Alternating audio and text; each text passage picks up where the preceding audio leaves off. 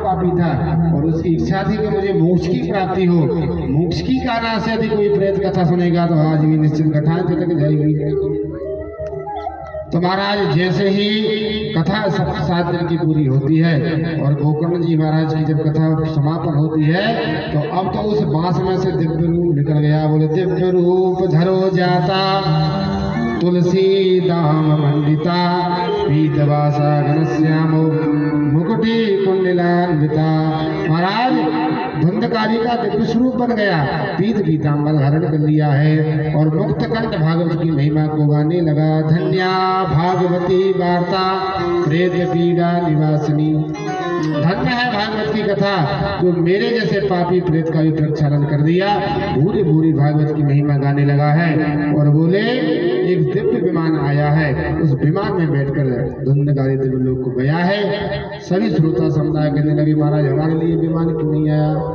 तो बोले सुनी तो कथा सबने थी लेकिन मोक्ष की इच्छा से केवल धुंधकारी ने कथा को सुना था।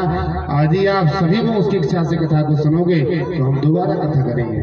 पहली कथा हुई आषाढ़ के महीने में, पहली कथा हुई श्रावण के महीने में और दूसरी कथा महाराज भादों के महीने में की है। इस बार जब गोकर्ण जी ने कथा की है तो जितने श्रोता उतने विमान आ गए और बोले अयोध्या वासिना पूर्वम यथा रामेण संगता। जिस प्रकार अयोध्या वासी सब भगवान राम के साथ साकेत धाम को गए थे, इसी प्रकार सारी श्रोता समुदाय गोकर्ण जी के साथ वैकुंठ धाम को गए। बोलो वृंदावन बिहारी लाल की, बोलो राधे राधे राधे।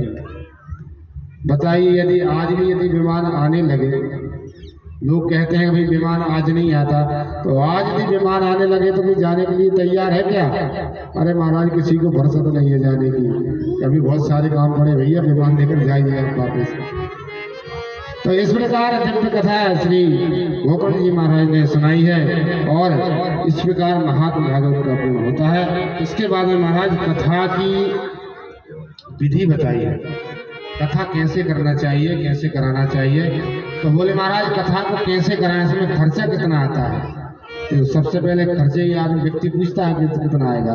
तो बोले विवाहे यादृशम वृत्तम तादृशम परिकल्पये। जिस प्रकार व्यक्ति अपने घर में विवाह करता है बड़ी धूमधाम के साथ, उत्सव के साथ व्यक्ति विवाह घर में करता है, उसी प्रकार भागवत सप्ताह को करना चाहिए। और यह जो भागवत हो रही है महाराज पूरे गांव की हो रही है, एक व्यक्ति की नहीं हो रही है। तो जब एक के विवाह में इतनी धूमधाम रहती है तो पूरे गांव के विवाह में कितनी धूमधाम होगी। तो महाराज कल से पंडाल भरा होना चाहिए, इतना खाली नहीं होना चाहिए।